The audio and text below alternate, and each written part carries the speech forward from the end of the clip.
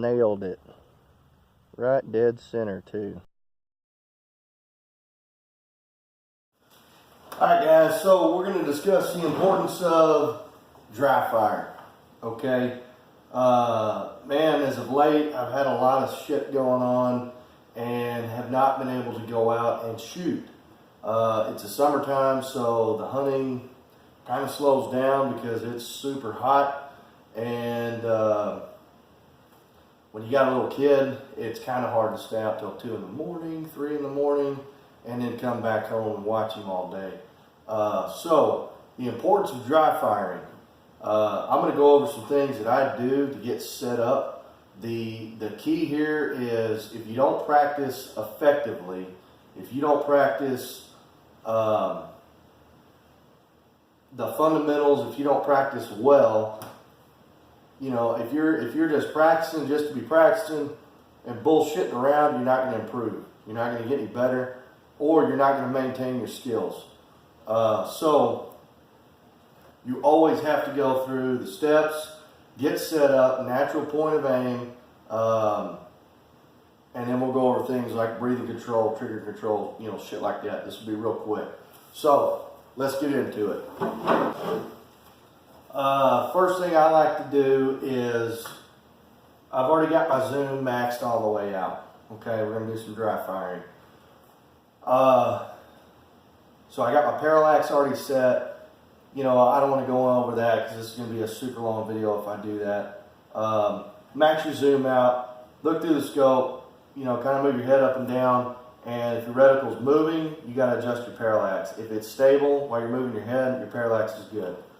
So first thing I want to do is I want to get established. I want to get a natural point of aim established here. Okay, so I'm going to get up on the rifle. All right, notice I got this hand pushing the stock into my shoulder. Now the next thing I'm going to do is pull my right hand all the way out. For the right-handed shooter, for the left-handed, use your left hand. And I'm going to move it up the gun. This is going to put the buttstock in that pocket in my shoulder. Okay, I don't know what YouTube video I saw that went over this, but it was extremely helpful. Okay, now I'm going to pull my hand all the way down, get my rear bag adjusted here. Okay, rear bag's underneath the buttstock. Now, I'm looking at the target over my scope. Alright, a lot of you guys are familiar with Scott Satterley. He's excellent. If you guys have a chance to check out his YouTube page, go check it out. He goes over that, and he goes over having the rifle centered, you know, centered in your body. Okay, so you're not cocking your head to the side. You're just kind of like, you got your chin right here. Okay, I'm looking at the target, and then you want to come straight down into the scope. All right.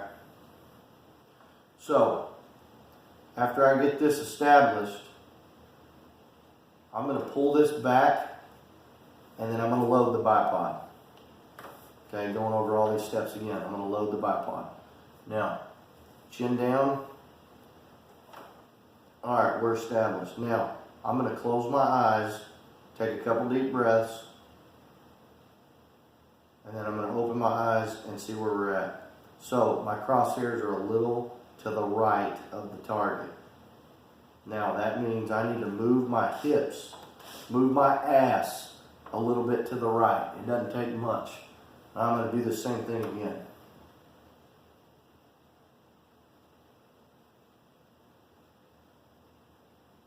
Still a little bit to the right. I'm going to move over a little bit more. Run it again.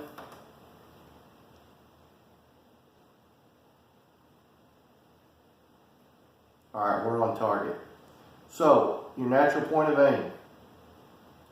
If you are to the right of the target, you want to move your hips to the right. If you're to the left of the target, you want to move your hips to the left. Okay? That's going to bring your crosshairs in the center. And you cannot take a shot until you have established natural point of aim, or else nothing else is going to be consistent. Your shot grip's going to suck. Anyway, we're on target here. Okay? I'm in a comfortable position. Now, safety off. I'm going to establish my grip with my trigger finger. Alright? Now to break away from this natural point of aim. What I do, a lot of guys like to ride their thumb over here when they're shooting ARs or whatever. I don't do that. Sniper's Hide, I watch a lot of YouTube. Sniper's Hide, he goes over this, gripping the rifle. What I like to do is, just to show you guys what I'm doing with my left, on this trigger hand, showing it on this side. I like to put my thumb, this bone, this first knuckle right here, I like to put it on this safety point right here, right there, okay? That's a consistent point that I hold. Fingers are just gonna wrap around the grip, and then I'm gonna establish a 90-degree angle with my trigger finger, all right? That's gonna allow me to pull straight back, okay? I'm not gonna pull it to the left, pull it to the right, I'm not gonna be off, whatever. And you want your pad, I don't know if you guys can see this, the middle of this first pad on your finger, you want the middle of it right here on the trigger. Okay? So, I'm going to get it set up.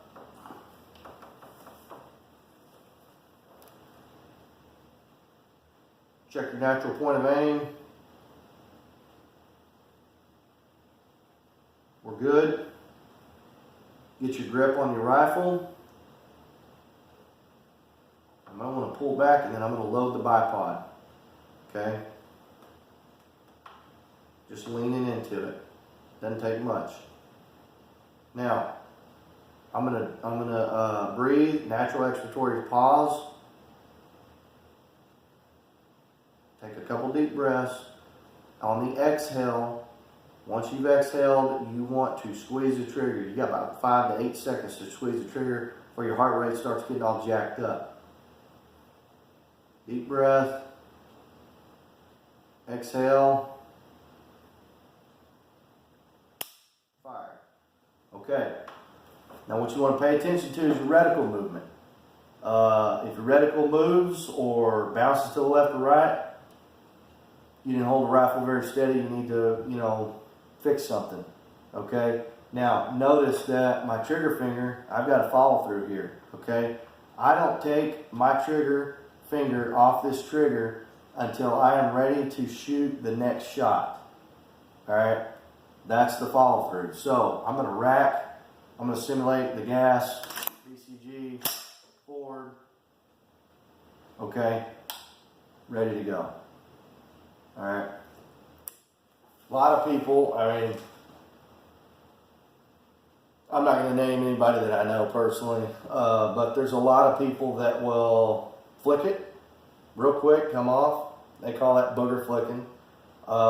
There's people that will, have the trigger finger all the way in here, all that shit. You want to be as consistent as possible. These are things that I have done that have helped me tighten up my groups. I'm not saying I'm a professional shooter or I even know what the hell I'm talking about. This is just what's worked for me. And what I found is consistency, consistency, consistency. Same thing with reloading. You have got to be consistent or else you are not going to have tight shot groups. So yeah, the trigger follow through, and then, after that release, you're ready for the next go around. So, dry firing, I cannot express the importance of dry firing. It is the best practice you can get without shooting a live round, okay? I haven't been able to get out and shoot live rounds, so I've been dry firing a lot here lately. And you want to do repetitions over and over.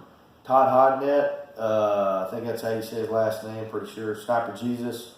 I read an article, and that dude dry fired for several hours a day. It was almost like a daytime job for him. And man, you just get really good with your fundamentals if you can dry fire. Now that's the caveat to this. If you are practicing and just half-assing it, it's going to show on your target. So you've got to really jump in here, get serious about doing the fundamentals, dry firing, be consistent, watch your reticle downrange, make sure it's not jumping all over the place. And I can almost promise you that your groups will improve. At least that's what it did for me. So anyway, run through it one more time. I'm going to pull a rifle into my shoulder, get it in the shoulder pocket, Get my back set up, looking, full chin down. Load the bipod, which I've already done. Safety off. Establish my grip.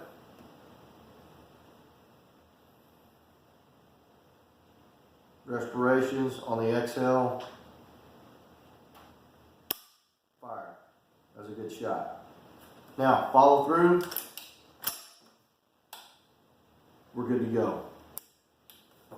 Do that about 200 times and do it for like 6 weeks. And you might be a damn sniper after that. I don't know. Anyway, got more shit coming your way, guys. We're going to go hunting in a couple weekends. And this weekend, we're going to go throw some corn out so those damn hogs know where the corn is so we can smoke their ass. And I'll try and take you guys if I can remember. Little video. I figured I'd make one about dry firing and what I do, what I've done to improve my groups.